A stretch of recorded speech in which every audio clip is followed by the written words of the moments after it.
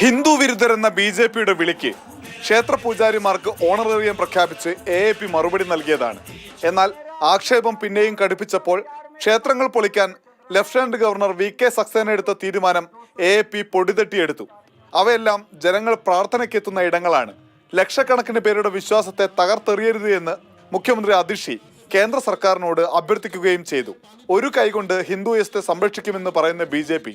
മറു കൈകൊണ്ട് ക്ഷേത്രങ്ങൾ പൊളിക്കാൻ ആളെ നിശ്ചയിക്കുന്നുവെന്നും രൂക്ഷമായ മറുപടി അതിഷി എക്സിലൂടെ നൽകി. एक तरफ अरविंद केजरीवाल जी की सरकार है जो पुजारियों के लिए और ग्रंथियों के लिए सम्मान राशि घोषित करती है, और दूसरी तरफ भाजपा की सरकार है जो ऐसी नकारात्मक राजनीति करती है.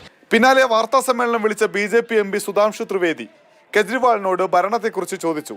ശുദ്ധജലവും സ്ത്രീ സുരക്ഷയും മെച്ചപ്പെട്ട ചികിത്സാ സൗകര്യവും മെച്ചപ്പെട്ട വായുവുമെല്ലാം എവിടെയെന്ന് ചോദ്യം. പ്രധാനമന്ത്രിയും കേന്ദ്രമന്ത്രിമാരും ഉൾപ്പെടെ പങ്കെടുക്കുന്ന നിരവധി പരിപാടികളാണ് വരും ദിവസങ്ങളിൽ ബി.ജെ.പി. ഡൽഹിയിൽ ആലോചിക്കുന്നത്. മാതൃഭൂമി ന്യൂസ്, ഡൽഹി.